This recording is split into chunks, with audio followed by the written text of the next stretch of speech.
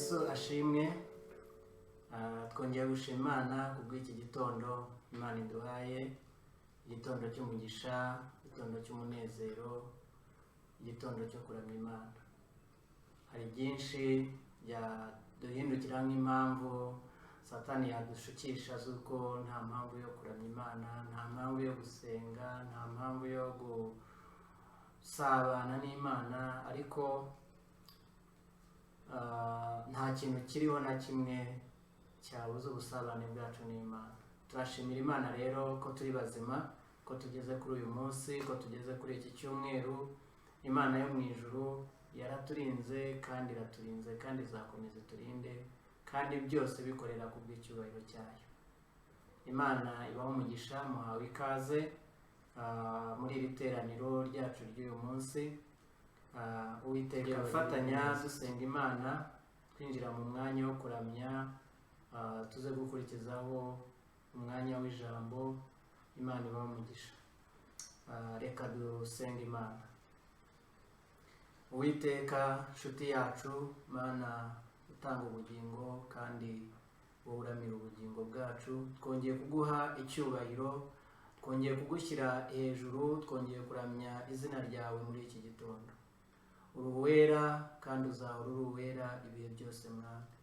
Turagushimira ko tubyutse turi bazima, turagushimira yuko uri Imana yacu kandi uzahora uri Imana yacu. Imigambi yawe ku bugingo bwacu Mwami ntabwo izigera iburizwamo, ndetse imigambi yawe kubera bose Mwami ntabwo izigera Mwami iburizwamo. Niyo mpamvu Uwiteka Nyiringabo uyu munsi dufite impamvu zo gushima izina ryawe, tuvuga ngo uri uwera, uri uwera, uri uwera. Icyubahiro ni icyawe Mana.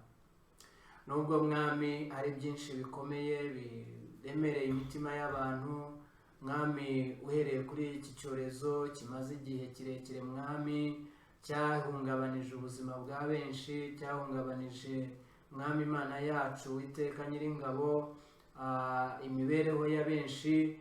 Hejuru yabyo uracyari Imana kandi uzahora uri Imana. Nta mpamvu n'imwe Mwami Imana ishobora byose yabuza abera bawe Mwami Uwiteka Nyiringabo kukuramya no kuguhimbaza, kuko no muri byo tubona ukuboko kwawe gukomeye. No muri byo Mwami Uwiteka uraturinda, uraduhisha, utuba hafi, utubera inkomezi, utubera ibyiringiro. Izina ryawe rihabwe icyubahiro iteka ryose. Urakoze Mwami w'abami, izina ryawe rihabwe icyubahiro. Ni mu izina ry'umukunzi wacu Yesu Kristo. Amen. Amen.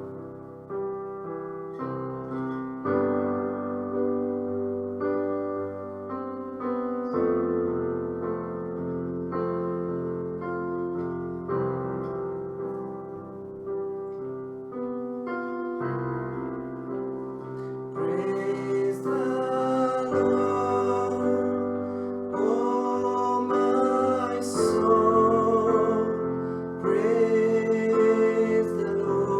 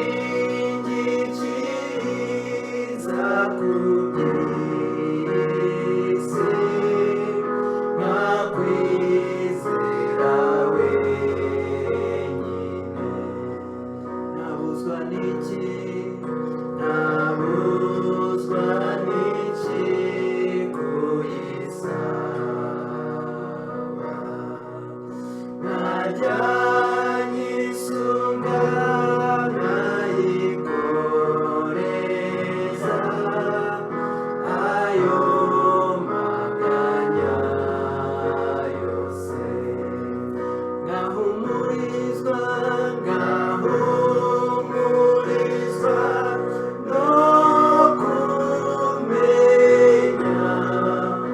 yuko datugaburira inyoni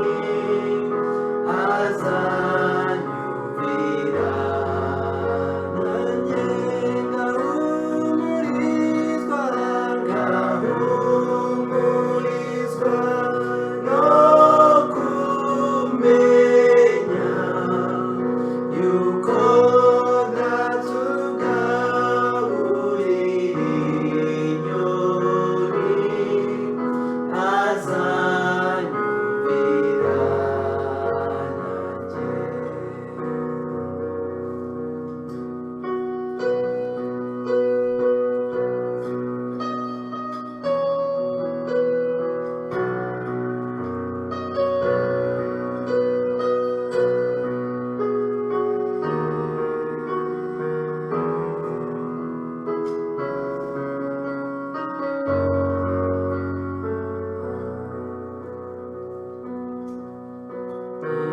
Twizere uko bikwiriye, umutima uhagaze ujugunya gusa amahoro yawe, ariko inyoni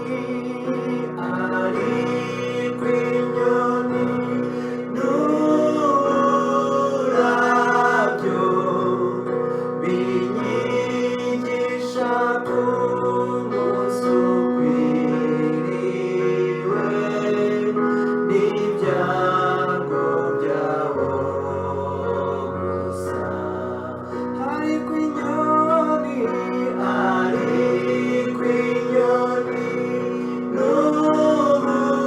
n'uburabyo binyigisha ko umunsi ukwiriwe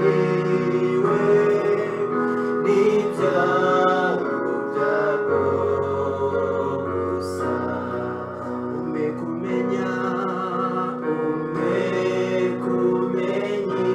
ibyo nigishwa, n'uburabyo n'inyoni mukiza wishingikirizeho,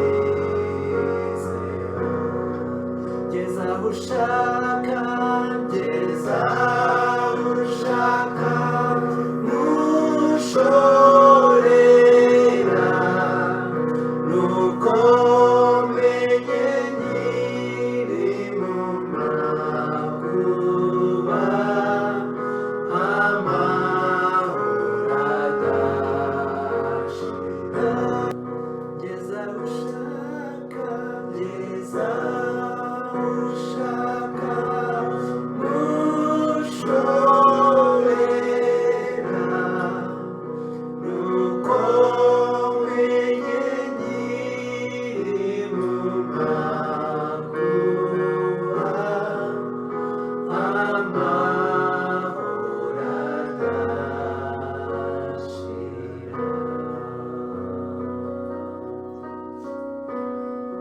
Thank you, Jesus.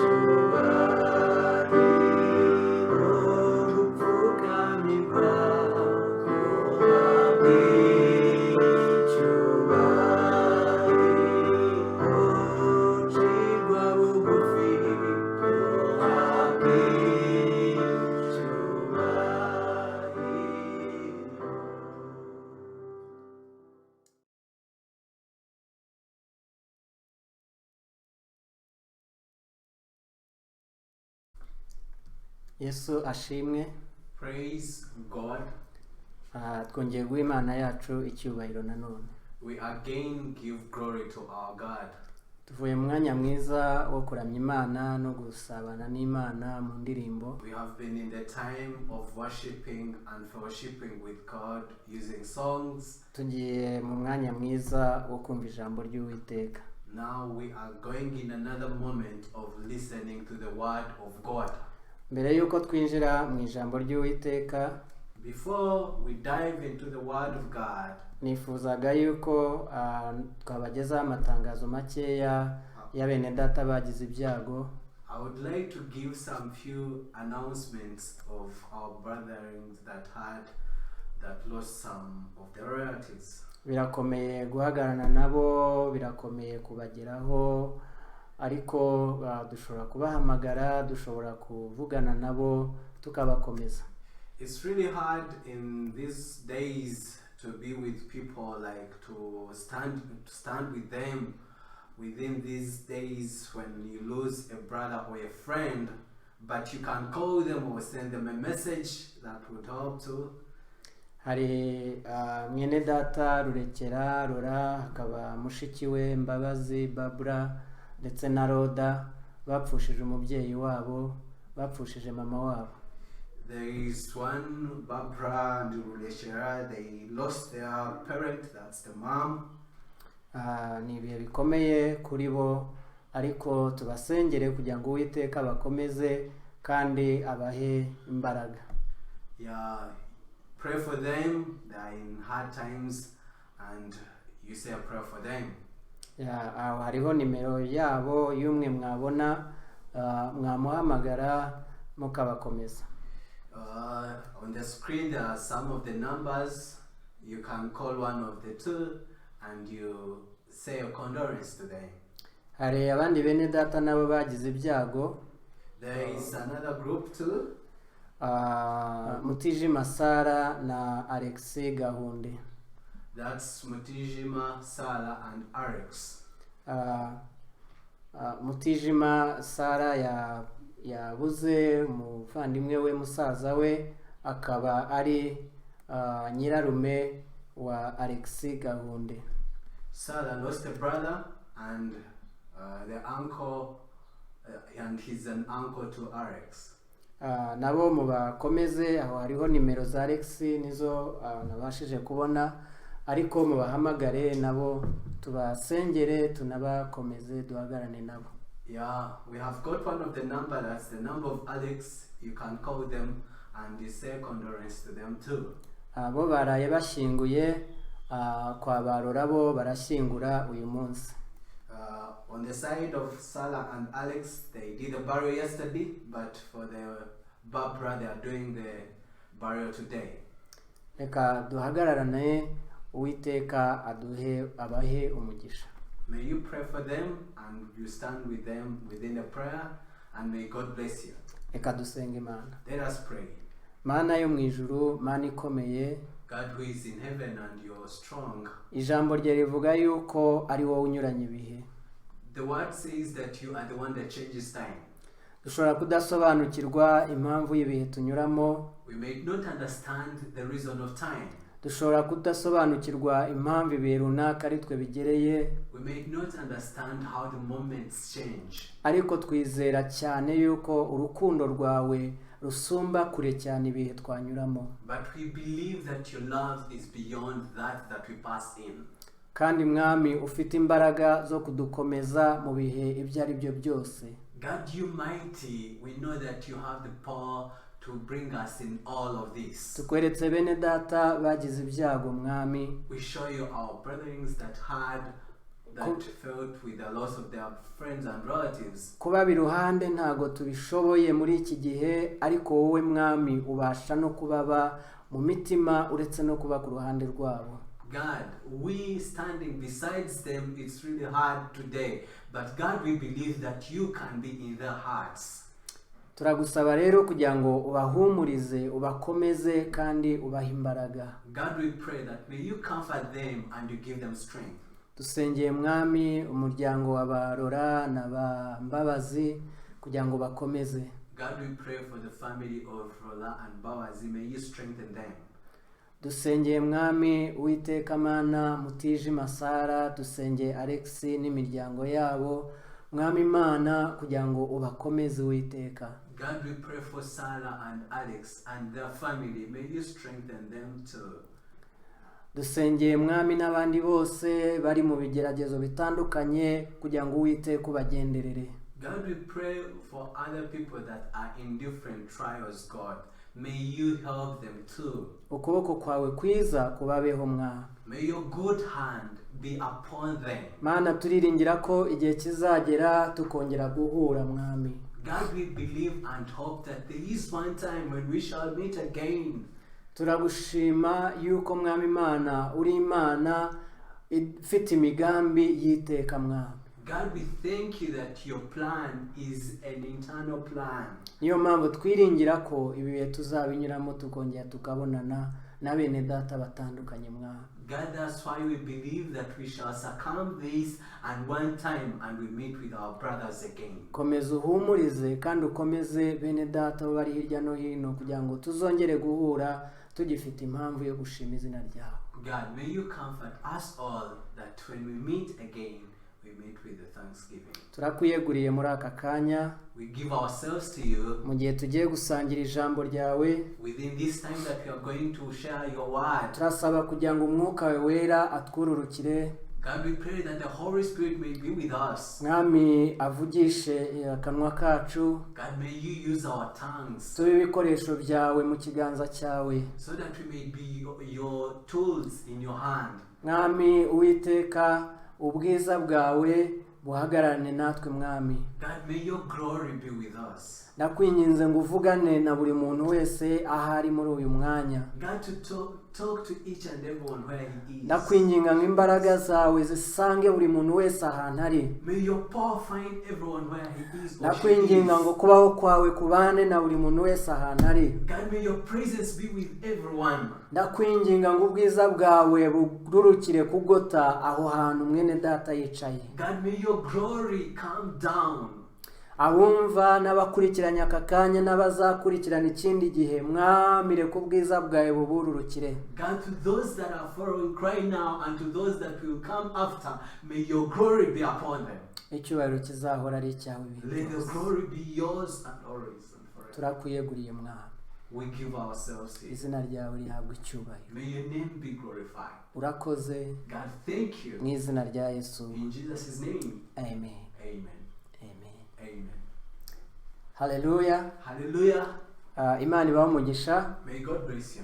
Tugiye mu mwanya w'ijambo ry'Imana. We are going into the word, into the time of the word. Hari ibihe bitandukanye tunyuramo. There are different times that we pass in. Isi yahoze inyura mu mateka. Always the world has been in history. Abantu runaka bashobora kukubwira ibyo banyuzemo. people of generations tell you what they made. nawe ubwawe ufite inkuru wabwira abantu mu byo wanyuzemo. But you yourself, you have a history to say. Hari ibyiza wanyuzemo wabwira abantu. There are good things that you can tell people. Hari imibabaro wanyuzemo wabwira abantu. There are even bad things that you can even tell people. Nta muntu n'umwe ushobora kubura inkuru yatanga ku rugendo rw'ubuzima bwe. There is no one without a history. Ariko ndashaka kukubwira ngo hari Imana imenya byose. But I need to tell you that there is God who knows all things. Twabiyibwira tutabiyibwira irabizi. Whether you tell him or you don't tell him, he knows it. Kandi hejuru y'ibitugeraho n'ibitugerageza n'ibyo tunyuramo, Above to what comes upon us and what we meet, hejuru y'amateka meza cyangwa mabi tugira, and upon the history, the good history and the bad history that we have, hari umugambi w'Imana usa nayo n'amateka y'ubuzima bwacu. but there is a plan of God that runs into all. Muri ubwo buzima bwacu bwa buri munsi hari umugambi w'Imana unyuramo dushobora kutabona ariko uhari.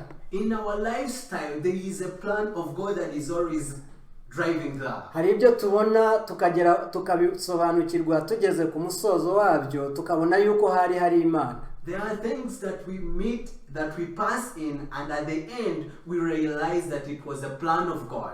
Hari n'ibyo tubona ntitusobanukirwe iherezo ryabyo ariko harimo Imana. And there are even other things that we meet, we don't even understand them, but there is a plan of God in them. Kuko Imana ni Imana, ikora ibyo ikora, yaba itubwira cyangwa itabitubwira, irabikora ikabisohoza. Because God is God, whether we understand what we meet or we don't understand them, he does them for his glory. Niyo mpamvu nshaka kuvuga ijambo rivuga ngo nta cyabasha kubuza umugambi w'Imana gusohora. That's why we are going to study the word that is with the title that there is nothing can stop God's plan to be fulfilled. Nta kintu kiriho cyabasha kubuza umugambi w'Imana gusohora kandi uko yabigennye. There is nothing on this world that can stop God's plan to happen.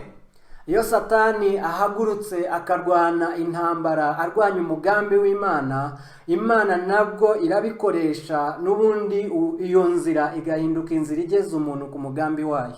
When Satan stands up to fight against God's plan, God himself stands within that and he used them for his plan too. Nta kintu na kimwe, nta mbogamizi n'imwe iriho ishobora guhagarara ngo ibuze umugambi w'Imana gusohora. There is nothing like a milestone, there is nothing like an obstacle that can stop God's plan. Hallelujah. Hallelujah. Igihe Abisiraheli bari ku nyanja itukura, bari bageze mu gihe cyo kubona uburyo Imana ishobora gutandukanya inyanja bakambuka. When the Israel were walking and they reached on the Red Sea, there was a way to open for them to walk through it. Igihe abigishwa bari mu muhengeri, ubwato burengerwa, umuhengeri ari mwinshi, bari bagiye kubona ubundi buryo Imana ishobora kugendera hejuru y'amazi igakiza umuraba bari barimo. When the Israel were on the lake or on the sea, when there was a storm, there was a way that God would circum that and they get out of it. Biratubwira ngo hari mu mwijima w'icuraburindi, abigishwa barara barwana n'umuyaga, ariko mu rukerera bajya babona Kristo aje agenda hejuru ya mazi. Petero aramubwira ngo nanjye naza nkagera aho uri. The Bible tells us that it was a total darkness and they were fighting with the wind and the waves of the water. But within the morning, Jesus came walking on water and Peter said, "Can I walk on it too?" Yesu aramubwira ngo ngwino. And Jesus said to him, "Come." Petero atangira nawe kugerageza kugenda hejuru y'amazi. And Peter tried to walk on water. Kubera yuko inzira, ikigeragezo, ikibazo icyo ari cyo cyose, Imana ifite imbaraga zo kukinyuramo ikakwereka gukomera kwayo. Within all of that hard times that we meet, there is always a way for God to pass and pass through it. Tugiye kureba ku buzima bwa Yosefu muri Egiputa uko Imana yagendanye nawe igasoza umugambi wayo. We are going to use one of the scenarios within the Bible, that's the story of Joseph, to see how God used that for his plan. Turaza no kureba guhamya kw'abigishwa bahamya Kristo bamaze gusobanukirwa yuko ibyamubayeho byose byari kugira ngo umugambi w'Imana usohore.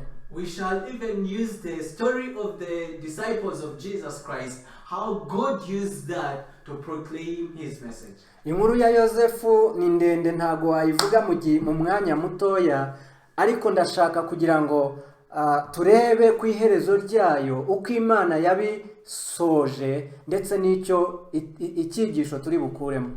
The story of Joseph is a big story. We won't see it all, but we are going to see one of the part, and God will use it to teach us. Yosefu yavukanaga n'abavandimwe be 11, harimo Benyamini bavukanaga kuri nyina. Joseph had 11 brothers, but he had one who was Benjamin, he was the one whom they were born in the same womb of the mom. Ukuvuga ngo Benyamini niwe wari murumuna wa Yosefu, akaba ari nawe Yakobo yashorejeho kubyara. Meaning Benjamin was the right brother of Joseph, where the others were the step brothers. Abo bana babiri Yosefu na Benjamin bavutse nyuma Yakobo yaramaze kubyara abandi bana kuri Leya, kuri za nshoreke zombi ebyiri. Ba Yosefu bavuka kuri Rasheli nyuma Imana yaramaze imaze kumukiza ubugumba kuko yari ingumba. Joseph and Benjamin were the last borns. They were the last, whether the other 10, they are from the woman who was called Leah and the other concubines. And for them, because Rachel didn't give birth, and for God to make a miracle to her, she gave birth on the last moment. Bavuka Yakobo na Rasheli bamaze gusaza. They got born when Rachel and the dad they are old. Bibiri navuga yuko kukuvuka kwa Benyamini ariho Rasheli yapfiriye. And the Bible says that on the birth of Benjamin it's when Rachel died. Ibi mbivugiye yuko nshaka kwerekana uburyo aba bana bari batoya muri bagenzi babo, ariko hari umwe uriho umugambi w'Imana. Why did I say this? I say this to show you how these brothers, though they were young to their brothers that were old, one of them, God had a plan upon him. Yosefu ngo yubahaga se kandi akubaha n'Imana. Joseph obeyed God and obeyed his father too. Akiri mutoya yatangiye kuragirana n'abakuru be ngo bagera mu rwuri bakora ibyaha akaza akabibwira se. That when he was young he would go with his brothers to take care of the animals they had, but if they would do anything he would go and tell the dad. Ngibyo bituma samukunda cyane ndetse atangira kumurutisha abandi bana, binageretseho ko yari yaramubyaye ngira ngo kuri Rasheli yakundaga. That made his father love him more than other brothers, because I think it's because he even loved Rachel too. Yari umwana wo mu busaza. He was a child of his older age. Aba umwana wubaha se. And he was a child that obeyed his father. Aba n'umwana wavutse ku mugore ise yari yarasabye mbere bakamuguranira. And he was a son that was born on a woman that he loved, and they even did give her the right woman on the first time. Twihuse rero uyu mwana hejuru y'ubwo bwitonzi, hejuru yo kubaha se, agerekaho kugira inzozi. Above that all, Joseph had dreams. Ngarota inyenyeri n'ukwezi ni inyenyeri 12 n'ukwezi n'izuba bimwikubita imbere. Isa aramubwira ngo wa mwana w'izo nzozi ni bwoko ki? njyewe na mama na nyoko n'abavandimwe bawe tuzagupfukamira. He even dreamed when there were 11 stars and the sun, when they were bowing before, and the dad asked him, do you want to say that we, your family, we shall bow before you? Imana yashakaga gutangira kuzana umugambi wayo mu bitekerezo by'abo babyeyi ndetse n'uwo mwana, ariko Satani nawe arabibona atangira inzira noneho zo kubirwanya no kubikuraho. But what was happening here, God was trying to highlight the plan that he had on Joseph, but Satan was not sleeping. He came to fight against that. Bavandimwe baramwanga, bagambirira kumwica, ariko bisubiraho baramugurisha. The brothers hated Joseph. They tried to kill him, but at the last moment they decided to sell him. Iyo nkuru birashoboka ko hari bamwe bayizi, uko yagiye muri Egiputa naho akagurishwa kwa Potifari, ubuzima bukomeza guhindagurika atazi iyo bigana n'iherezo ryabyo. I think most of you know the story, how they sold him. He went in Egypt, stayed in Potiphar's house, and there came other chaos there. Ariko n'icyo gihe Imana yari itararangiza umugambi wayo. But even within that moment or those days, God still had a plan on him. Satani yari arimo kurwanya uwo mugambi, ariko Imana inzira zose bajyanyemo Yosefu, Imana ikahakoresha kugira ngo umugambi wayo ukomeze.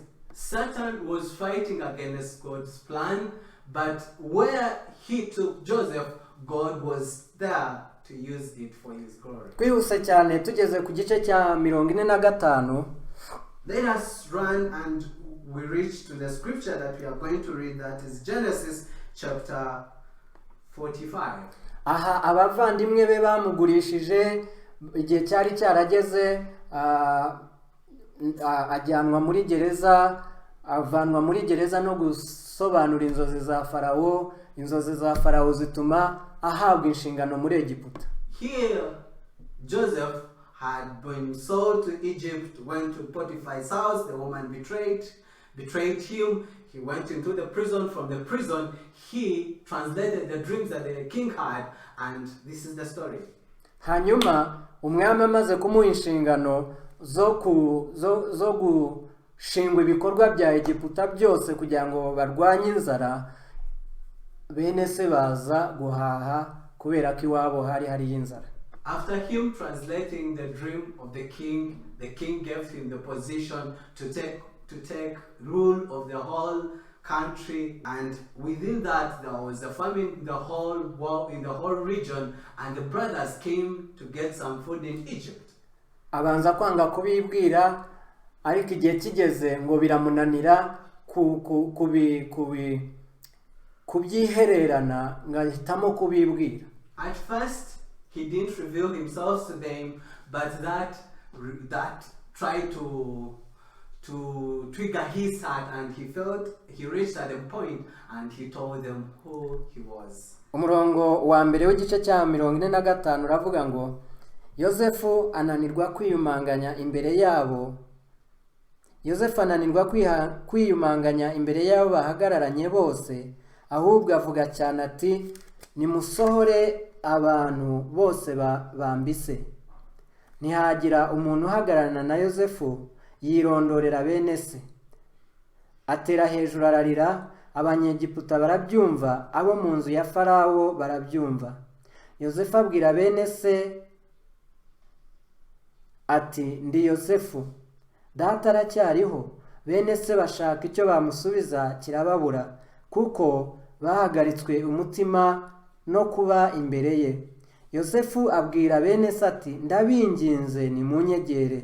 Baramwegera, aravuga ati, ndi Yosefu mwene so, mwaguze ngo njyanwe muri Egiputa. None ntimubabare, ntimwirakarire yuko mwanguze ngo nzanwe ino, kuko Imana ariyo yatumye mbabanziriza ngo nkize ubugingo bw'abantu. Hallelujah. Hallelujah. Hano Yosefu agiye kwibwira bene se. Here Joseph was telling his brother whom he is. umwanzuro w'ubuzima bwe bwose yari yaranyuzemo hano yari amaze kubusobanukirwa. Aravuga ngo ntimwirakarire, ntimubabare, ntimwigirire umujinya, kubera ko Imana ariyo yanyohereje kugira ngo nkize ubugingo bw'abantu. Joseph told them, and this is like a conclusion that he had made within the whole lifestyle that he had passed in, and he said to his brother that don't be distressed or angry with yourself because you sold me. Yosefu hano yari amaze gusobanukirwa yuko ibyamubayeho byose byari umugambi w'Imana. Joseph had clearly understood that what happened to him, it was God's plan. Iyo ntekereje inyigisho, iyo ntekereje aya magambo, nirinda cyane kugarukira ku kuvuga ngo Imana yeretse bene se ko bakoze ubusa.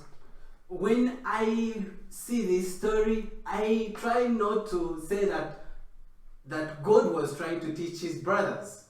Biroroshye guhita ureba uruhande rwa bene se no guhinyuka kwabo mu maso ya Yosefu. It's very easy for someone to see that his brothers had done something wrong. Aha byari byoroshye cyane Yosefu kwishima kuri bene se, akababwira ngo murabibonye, icyambere nta nubwo bavukanaga kuri nyina, birashoboka ko yari bubishime hejuru. It was very easy for Joseph to boast over his brothers because he was not even like the real brother to them. Byashobokaga ko yabirengagiza agatora Benyamini murumuna we akaba ari wagirira neza.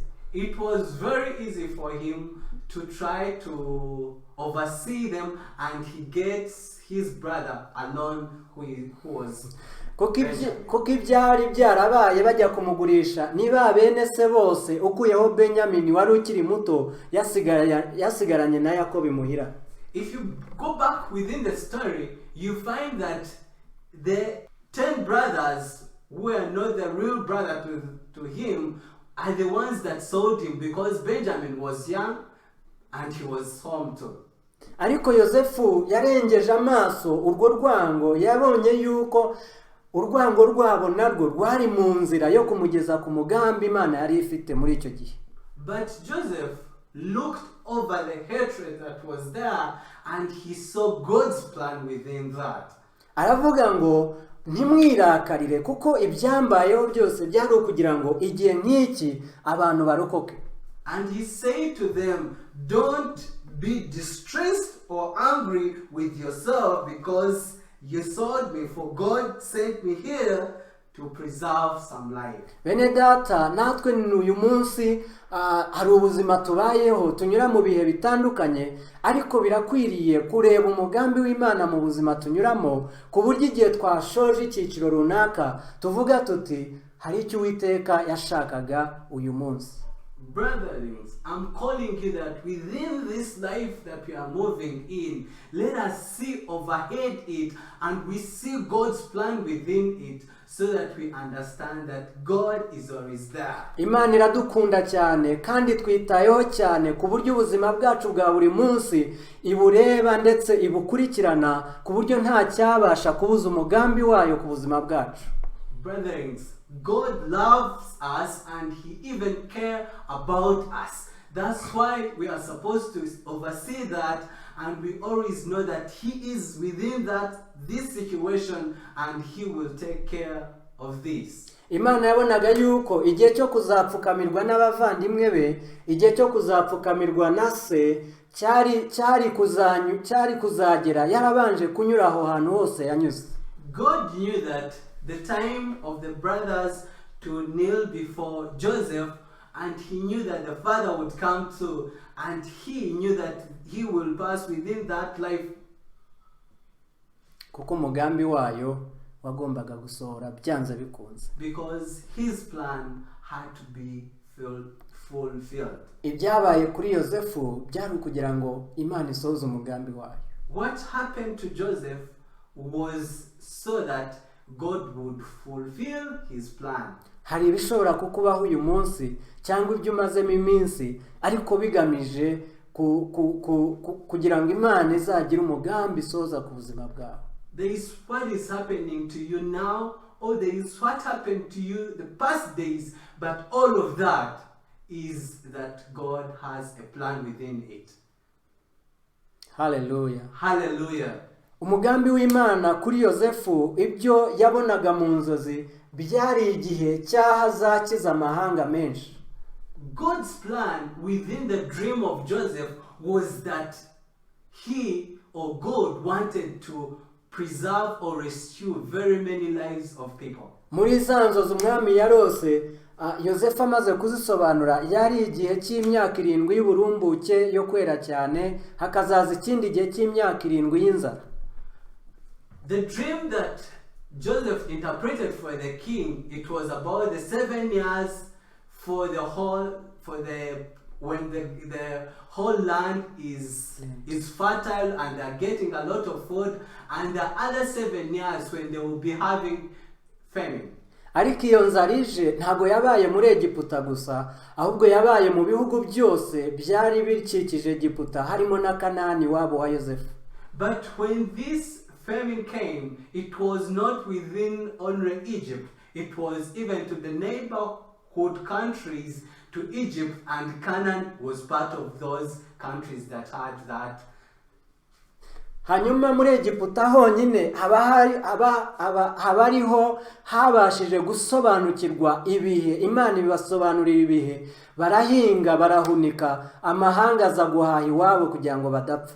And Egypt was the only nation or kingdom that had realized the days to come, and they had stocked a lot of food, and that's why other countries came to buy food from Egypt. Imana ishaka gukiza amahanga menshi, yatoyemo umuntu umwe Yosefu, imunyuza mu nzira yamunyujijemo kugeza igihe yageze ahantu abasha guhagarara mu mwanya Imana yamushakagamo. God to save nations, he chose only one person, that's Joseph, and he made him live that different life to a point that he would stand on a certain point to rescue those lives of those people. Ibi biratwinjiza no ku rundi rugero rw'umwami wacu Yesu Kristo. That brings us to our king, that's Jesus Christ. Yosefu yakizaga abantu bakeya b'igice b'umugabane umwe, reka tuvuge gutyo. Joseph rescued those few people, let us say that of the continent. Ariko Kristo we yanyuze mu byo yanyuzemo, noneho wagamije gukiza isi yose. But for Christ himself passed in that life to rescue the whole world. Niyo mpamvu yanyuze mu bihe bikomeye byamugejeje no ku rupfu, ariko akazuka kuko Imana yari imufite umugambi wo gukiza isi yose. That's why he passed in difficult time to even to the point of death, but he resurrected so that God's plan may be fulfilled. Nawe hari ibyo yanyuzemo kuva mu ivuka rye kugeza ku kuzuka kwe bikomeye cyane, ariko byashoje abantu bavuga ngo uyu niwe Imana yatoye kugira ngo acungure abari mu isi. Even Jesus Christ, from his childhood to even to the point of going away from this world, he passed in different hard times or difficulties, but he reached on the time where people say that this is the person through whom God wants to rescue the people of the world.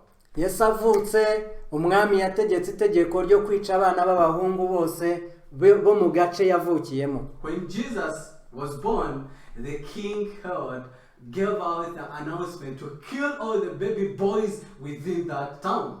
Kubera ko Satani mu buryo twebwe tutabona wababona umugambi w'Imana uri ku muntu runaka. It's because what we don't see, Satan is always there and he's saying what God's up to this world. Ariko iyo ntambara twayimenya tutayimenya, Imana iraturwanirira ikatuneshereza ikageza ku mugambi wayo yateguye ku buzima bwacu. Whether we know that or we don't know it, but God is always there working, and he is upon his plan of to rescue his people. Rimwe na rimwe hari igihe dukura amaso ku Mana ifite umugambi mugari ku buzima bwacu, tukayahanga ibitugerageza cyangwa kumva yuko Satani aturwanya cyane. Most of the times we take off our eyes, we take them away from God, and we bring them to the near things that we are passing in rather than God himself. ariko nongera mvuge ngo nkuko Kalebu yavuze ngo niba Uwiteka twishimira azatugezayo muri icyo gihugu.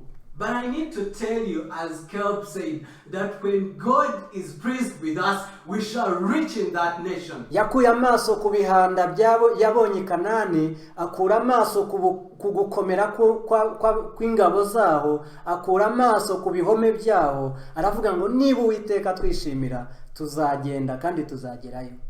Caleb saw beyond the giants and the walls that they were going to face, but he said that if God is pleased with us, we shall reach in that land. Umwami wacu Yesu Kristo yatubereye urugero rw'ibanze rukomeye rwo kunyura mu bihe bikomeye kubw'umugambi w'Imana, ariko ku iherezo umugambi w'Imana ugasohora uko wakabaye.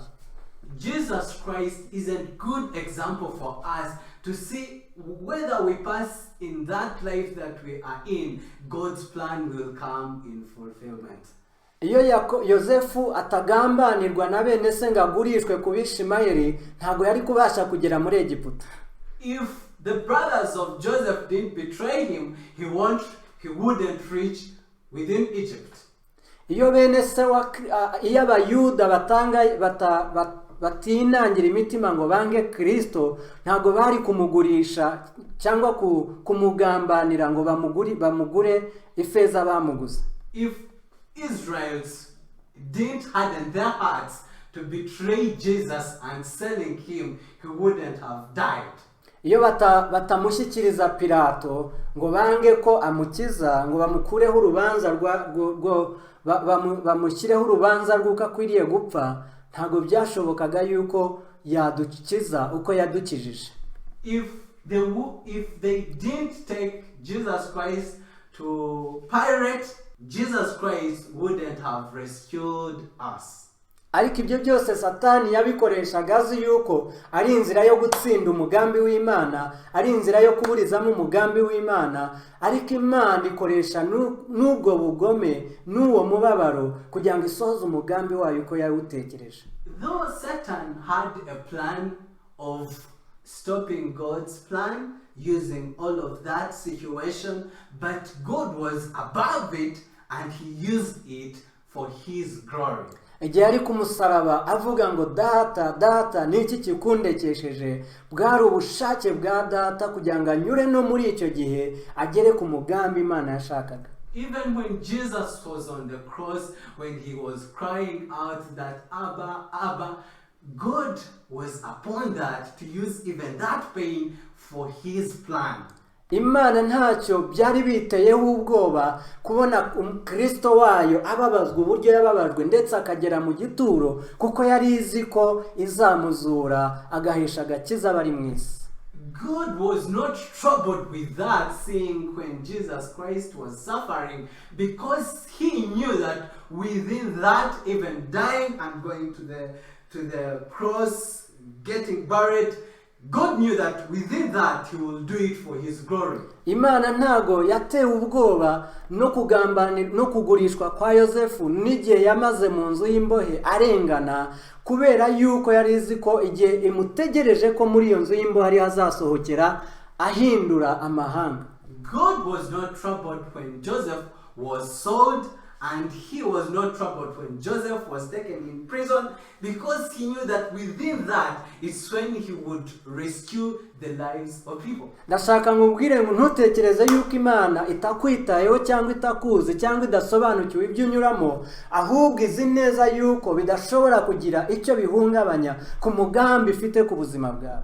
I need to tell you that don't think that God is not concerned with your life that you're passing in. No, whether that difficulty that you're passing in, God knows it. But within that, He's up to on a certain plan that He's going to do upon you. Kugendana n'Imana ntago bisobanuye kudahura n'ibigeragezo, kudahura n'amakuba, kudahura n'intambara, ariko kugendana n'Imana bisobanuye ngo kunyura muri byose tukagera ku mugambi w'Imana. Going with God or walking with God doesn't mean that you won't face trials, temptations, hard times. even that is may trouble your heart. No, it means that you will pass within that and you reach to what God's up waiting upon you on the last day. Reka dusome ibyakozwe n'intumwa igice cya 13. Let us read the Acts of Apostles, that's chapter 13, umurongo wa 26. on verse 26. Haravuga ati: bene data n'ab'umuryango wa Aburahamu, namwe abubaha Imana, kuri twe niho ijambo ry'ako gakiza ryatumwe, kuko abatuye i Yerusalemu n'abakuru babo batamenye uwo, cyangwa amagambo y'ubuhanuzi asomwa ku masabato yose. Nicyo cyatumye babusohoza ubwo bamuciraga urubanza rwo gupfa. Kandi nubwo babuze impamvu yo kumwicisha, basaba Pilato kumwica. Bamaze gusohoza ibyanditswe kuri we byose, bamumanura ku giti, bamushyira mu mva. Ariko Imana iramuzura. Iminsi myinshi abonekera abajyanaga nawe ava i Galilaya ajya i Yerusalemu. Abo nibo bagabo bo kumuhamya ubu imbere y'abo bantu. Natwe turababwira inkuru nziza y'isezerano ryasezeranijwe ba sogokuruza, yuko Imana atari twe yabisohorejeho,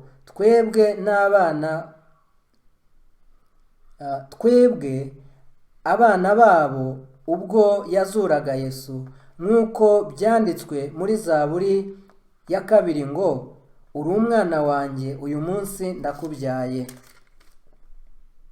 Kandi kuko yamuzuye ubutazasubira mu iborero, nicyo cyatumye avuga atya ati: nzabaha imigisha ya Dawidi itazakuka.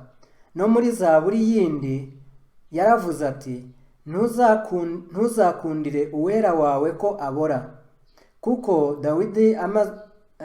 Dawidi amaze gukora iby'Imana yashatse, mu gihe cye arasinzira, ashyirwa kuri ba sekuruza arabora, ariko uwo Imana yazuye ntarakabora.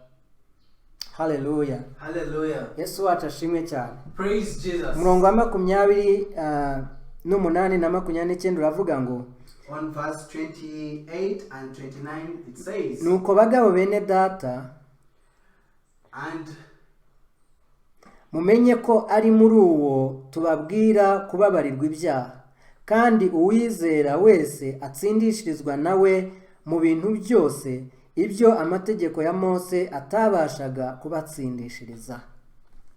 Haleluya. hallelujah. Hano abigishwa ba Kristo bari barimo guhamya Kristo bavuga n'ibyamwanditseho. Here the disciples of Jesus Christ were testifying to what happened to him. Bavuga bati ibyamubayeho byose byari byaramwanditsweho.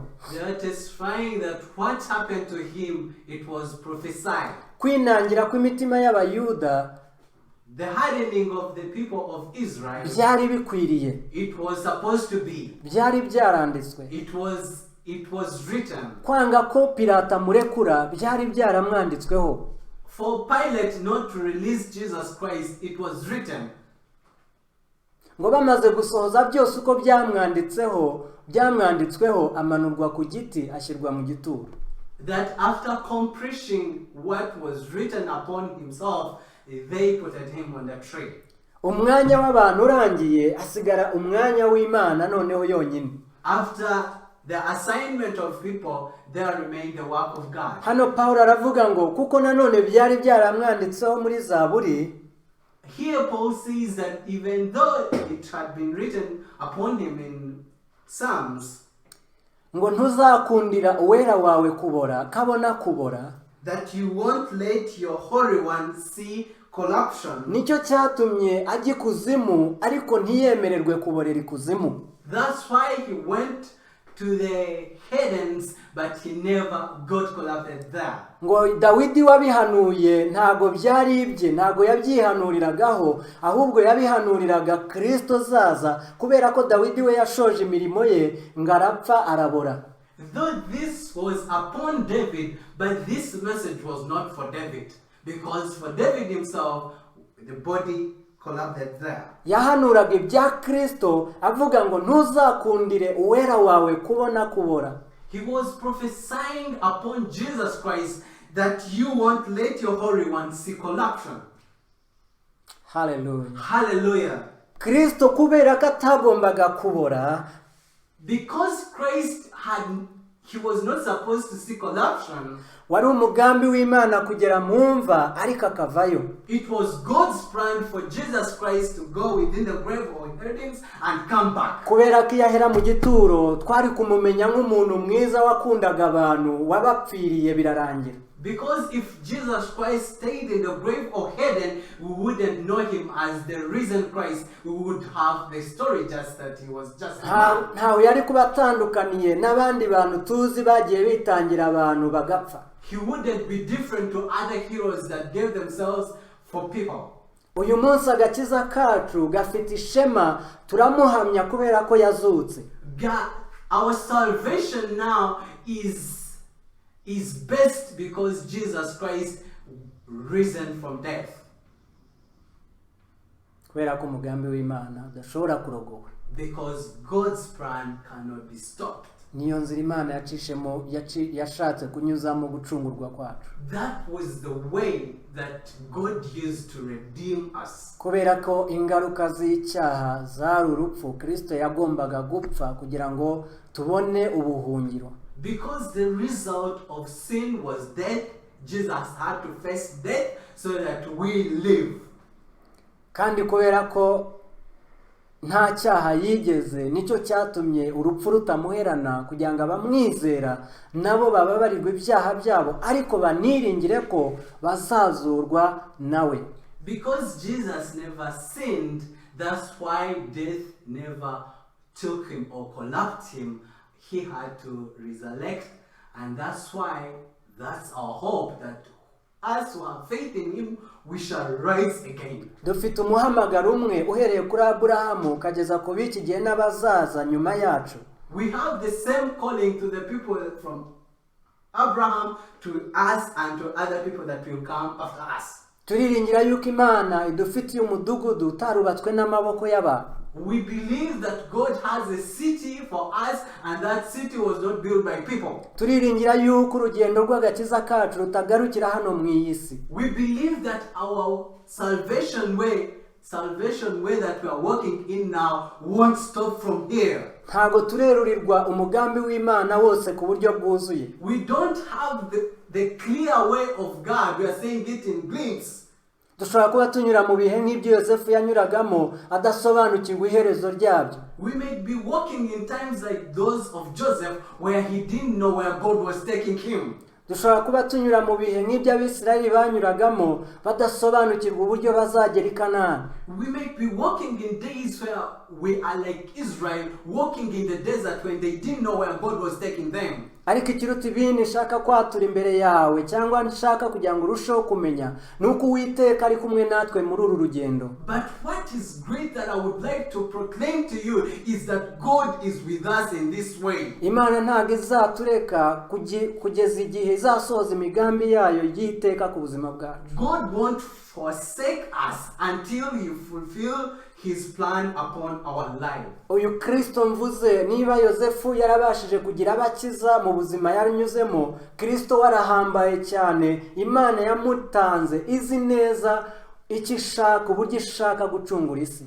This Jesus Christ that I was telling you is beyond just Joseph. Joseph rescued few people of the nations, but Jesus Christ is here to rescue the whole world. Imana yashenjaguye Kristo kugira ngo akize amahanga. God pierced Jesus Christ to rescue the nations. Ntabwo turamenya umwuzuro wose w'umugambi w'Imana, ariko ibihe biri imbere tuzabimenya.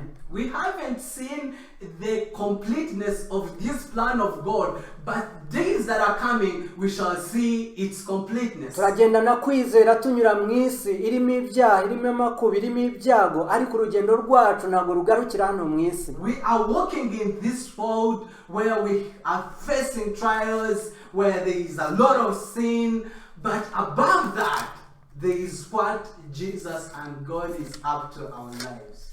Yesu yadukoreye igikorwa gikomeye kandi cy'iteka tudashobora kumenya ngo dusingire mu bwenge bwacu mu gihe tukiri hano mu isi. Jesus did an act that is beyond understanding. It was a miraculous act that he did, and we won't understanding until to that day. Ariko dufite isezerano yuko tuzabihishurirwa byose ubwo byose bizashyirwa ku mugaragaro. But brethren, we have one good promise that on that day we shall see it clearly the way God planned. Akaga gakomeye nuko umuntu yaba habikerensa akazabihishurirwa atabifiteho umugabane. God, like brethren, there is what is worse here. It's to those people that take it simple. Igihe cyo guhishurwa kabyo ukazasanga nta murage ubifiteho. And to the time of it being revealed, you find that you don't have a portion there. Igihe Imana izahishura umugambi wayo ku bantu, ku nyoko muntu, ibyo yahereye mu itangiriro igatuma intumwa zitandukanye ikageza gutuma umwana wayo, biratangaje kandi birababaje uwazagera icyo gihe watabifiteho umurage. It would be bad to those people that had waited, and on that last day when God reveals his great plan and you find you don't have a portion there. Iyo dusomye mu Bakorinto ba mbere ibice 13 guhera ku murongo w'9, if we read in 1 Corinthians from verse 9 to 13, dusanga Paulo wari waramenye byinshi kurusha abandi hari ukuntu avuga. We see that Paul had got to know a lot more than other people. Haro tubona avuga ngo hari umuntu nzi ngo wagiye mu ijuru yerekwa ibitabonwa. There is where he says that there happened a man and he went in heaven and he saw a lot that can't be said. Iyo ukurikiye iyo nkuru avugamo aravuga ngo niba yarari mu mwuka cyangwa atarawurimo simbizi, ariko icyo nzi cyo nuko yazamuwe. He says that whether that person was in spirit or not, but what I know, he got to heaven. Arangije asoza inkuru yumvikana yuko ari we, kuko avuga ngo kugira ngo ntikira hejuru kubwo kumenya ibikomeye bityo Imana yashize intumwa ya Satani mu mubiri wanjye uhora unkubita buri munsi. At the end, when he was concluding the story, you realize that he was talking about himself. But he says that for me not to boast, God put a hit on me. Icyo nshaka kuvuga nuko Paulo yari azi byinshi mu gihe cy'intumwa, niwe wari uzi byinshi, na Petero amuvuga ati Paulo ibyo afite biragoye na benshi kubyumva. When you study, you see that even Peter said that Paul knew a lot than other people. Ariko hano mu Bakorinto ba mbere aravuga ati, but here in 1 Corinthians he said, umurongo w'9 mu gice cya 13, on verse 9, that's chapter 13. ngo kuko tumenyaho igice kandi duhanuraho igice, ariko ubwo igishyitse rwose kizasohora bya bindi bidashyitse bizakurwaho. Nyiri umwana muto navugaga nk'umwana muto, nkatekereza nk'umwana muto, nkibwira nk'umwana muto, ariko maze gukura mva mu by'ubwana. Icyakora none turebera mu ndorerwamo ibirorirori, ariko icyo gihe tuzarebana duhanganye mu maso. None menyaho igice, ariko igihe nzamenya rwose, ariko icyo gihe nzamenya rwose nk'uko namenywe rwose. Hallelujah. Hallelujah. Paulo aravuga ngo nubwo tuzi byinshi, he says that though we know a lot, nubwo duhanura, though I prophesy, nubwo tuvuga iby'Imana itubwira, though I say what God has told me, ariko tumenyaho bikeya. but I know small stuff. tugahanuraho duke cyane I only prophesy a little of it. kubera ko tubikiwe igihe But because there are things that we have been kept for us, tuzahishurirwa byose. that will be revealed to us in fullness. Ibyo tubona ni biki? What we see is little. Gukiza indwara tubona ni biki? What we see being killed is little. Duhanura ni bikeya. The prophesying is very small. Imirimo itandukanye mu tubonana ni utuntu duto. The works you see on me is just a passion. It's just small thing. Ntabwo ari icyo Imana yari igambiriye, ntabwo ari wo mwuzo w'umugambi w'Imana uri ku buzima bwacu. That's not the completeness of what God is up to. Ahubwo iby'Imana idutegurira, iby'Imana iduteganiriza, umwuzuro wayo uri imbere. But what God is planning for us is within the future when everything will be complete. Uyu munsi ibyo tubona tureba nk'abafite ibirorirori mu maso. That what we see now, it's just a mirror dream. Ntabwo tubisingira neza. We don't see it. Urwego uriho mu kubana n'Imana. Your level of knowing God. Ibyo wamenya wanabwira abantu ku Mana. With what you know and you tell people. Ni akantu gatoya cyane. It's just a little thing. Rimwe na rimwe tujya tunitotomba mu buzima bwacu. Sometimes we conflict with ourselves. Kavuga Imana ko nagendanye nawe ibihe nibi ko twabanye uyu munsi bimeze bite ko wanditse. When you're telling God, I have walked with you, but now you have left me. I'm passing in trials. Ariko ndashaka nkubwire ngo umunsi tuzahishurirwa umugambi w'Imana wose ku buzima bwacu. But I need to tell you that on the last day, when the total completeness of God's plan will be revealed to us, tuzamera nka Pawulo avuga ngo nkiri umwana navugaga nk'umwana nkatekereza bya cyane. we shall say these words of Paul when he says that when I was a child, I spoke like a child. Hari igihe tuvuga ibintu Imana ikabibona nk'ubwana. There is when we say things and when God who is in heaven sees us and he says that these are children. Kuko hari igihe ducisha bugufi cyangwa dukayura umugambi w'Imana uri ku buzima bwacu.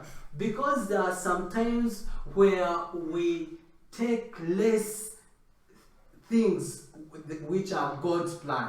Hari n'igihe twibwirwa ko twamenye byinshi tukaba nanone Imana yaduseka. And there are sometimes when we feel like we know a lot and God is like, who are these? Kuko ukuri kuzuye ntabwo kurahishura. Because the completeness of God's mystery hasn't been revealed. Ariko icyo Pawulo avuga ngo ibyiringiro mfite yuko nzamenya ukuri nuko ijuru ryamenye. Hallelujah. But what Paul is trying to say that what I know that is true is that the heaven knows it. Ngo none menyaho igice ariko icyo gihe nzamenya rwose nkuko namenywe rwose. That now I know in part, that I shall know fully and even as I have been fully known. Amen, amen, amen. Hallelujah. Pawulo aravuga ngo nubwo mfite bikeya menya, that though I know a small thing, ikinyiringiza ko nzamenya byose, but what makes me hope that I will know all things, nuko namenywe rwose. it's because I have been known. Nuko ijuru ryamenye. It's because the heaven has known me. Nuko mfite y'umwana. It's because I have a kingdom. Nuko namenye yuko urugendo rwanjye rutagarukira hano. It's because I know that this way that I'm moving won't stop from here. Imana irakuzi. God knows me. Abaratuye Kristo nk'umwami n'umukiza wawe. If you confess that Jesus is your Lord and Savior, ijuru ryakuzi. the heaven knows you. Kandi umunezero w'Imana kuzahishura umugambi wayo wose ku buzima bwawe. And the joy of God will reveal his plan upon you. Kandi umugambi w'Imana ku buzima bwawe n'ubwanjye ntago bigarukira mu byo tubona hano mu isi. And the big plan of God upon us won't stop in this world. Kuko iby'isi birarangira. Because the world and what is in it will umugambi w'Imana ukomeza na nyuma y'isi. But God's plan will continue even the end of this world. Abizera dufite ibyo byiringiro to us who believe we have that hope, yuko turi mu rugendo rwo kuzamenya uko kuri kose. because we are in a journey of knowing the truth in complete. Ariko icyo nkwifuriza jye nawe, icyo nifuza ko tugira, But what I wish to you and what I wish to nuko myself twizera yuko yasezeranije ari iyo kwizerwa kandi tukayiringira. is that the one who gave out the promise is like we are supposed to have faith in him. Icyatumye Yosefu agera ku mugambi w'Imana nuko muri urwo rugendo nubwo yahuraga n'ibigeragezo yagendaga yiringira yuko Imana iri kumwe nawe. What made Joseph to reach and complete the mission that God had upon him? It's because he had faith in God within the journey. Wakwibaza ngo urabikurahe? You would be asking yourself that, how will I get Tubibonera ku this? gihe umugore wa Potifari yamushukaga, Yosefu aramubwira ngo ni gute nakora icyo cyaha ngahemuka ku Mana yanjye. But this is one of the small things that you would see. It's when Potiphar's wife tried to tell Joseph to sleep with her, and Joseph was like, I can't do that because I would betray my God who is in heaven. Igihe yari agiye gusobanura inzozi za Farawo, Farawo yaramubwiye ngo bambwiye yuko uri umunyabwenge ubasha gusobanura inzozi. Aravuga ngo oya, Imana niyo ibasha kubisobanura. Another thing is when he went to interpret the dream of Pharaoh, and Pharaoh is like, I know that you are a wise guy, that you are around. And Joseph said, no, it's not me. Kubw'icyo gihe cyo kumva bamubwiye yuko azi gusobanura inzozi, byari kumworohera kwiyumvamo akanyamuneza akavuga ati ye ya mpano yanjye ingejeje ibwami, akavuga ngo ndabizi rwose njya nzisobanura. It was easy for Joseph when they say that you are wise, you are such a great man, and he was like, oh, I'm great, I'm big, oh. But that was not the same thing. Ati impano yanjye impaye kugera ibwami. And like Joseph would say, oh, my talent has given me a chance to reach into God's palace.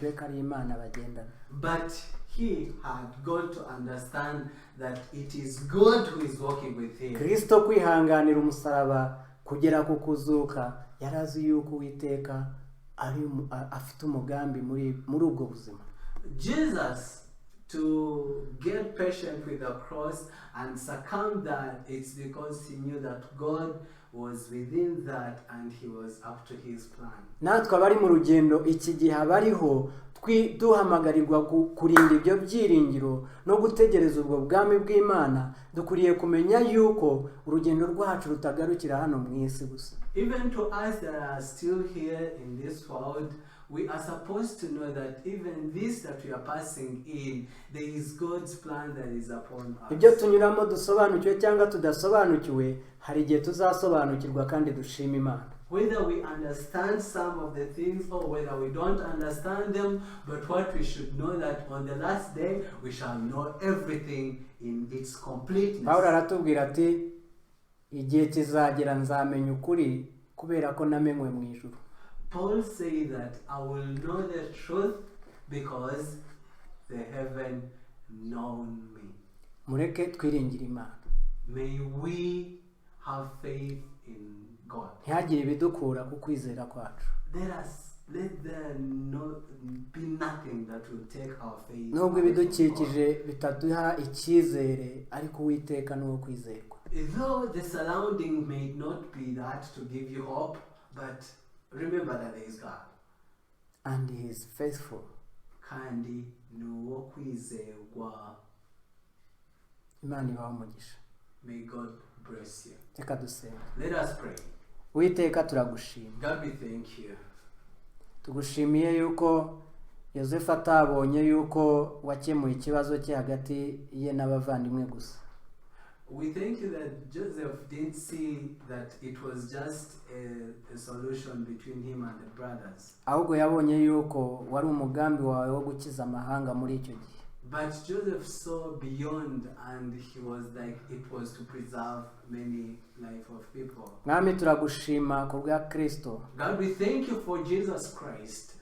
Kujya ku musaraba ntago byari kugira ngo agaragaze urukundo gusa. Him going on the cross was not just for the love. impamvu tumwibuka ntiturire tukuzura umunezero nuko bitarangiriye ku musaraba. It's not like when we remember it, we don't just cry and it ends there. Nuko yazutse. It's because he resurrected. Ibyiringiro duhamagariramo uyu munsi bikaba bifite ikimenyetso cyo kuzuka kwe. The hope you're calling for us, it's the hope that is based on his resurrection. Turagushima nubwo tunyura mu bihe bitandukanye nk'abandi. We thank you that though we pass in hard times, turagushima nubwo imibabaro tugeraho nk'abandi. God, we thank you that though hard times come upon us like other people, turagushima ko hari aho tujyana kandi uzatugezayo. God, we thank you that there is a journey that you are with us and you're taking us somewhere. Komeza buri muntu wese ugufitemo ibyiringiro. God, may you strengthen everyone that has faith in you. ntihagire ikimukura mu kiganza cyawe. Let nothing take him or her out of dukomeze your life. kugeza iteka ryose. May you be with us, strengthen us until everlasting. Nkuko Pawulo avuga ngo nzamenya byose kuko ijuru ryamenye. As Paul says that I will know all things because they haven't known me. natwe tutiringira yuko tuzagera igihe tuzasobanukirwa n'ibyo tudasobanukiwe uyu munsi kuko ijuru rituzi. God, even us, we believe that we shall know all things because the heaven knows us. duhe kugendana ibyo byiringiro. God, may we walk with that hope. icyubahiro kibi cyawe Kristo. May the glory be yours, Jesus Christ, iteka n'iteka. from now and forever. Amen. Amen. Amen. Imana ibahe umugisha. May God bless you. Ubushize hari ababajije nimero ya konte babasha guturiraho. Last time, some people asked about the number or anything that they would use for giving out the offerings. Twayibashyiriyeho uyu munsi. But it's on the screen. Today we have to remember to put it there. Ushobora gushyiraho ituro ryawe icyacumi n'ishimwe uko umutima wawe wagize icyo wifuza gutanga. Use it for your offering, for your tithe, or your thanksgiving. In any way that God will push you, just do it for the glorification of God. Imana yo mu ijuru ibahe umugisha. May God bless you. Amen. Thank you.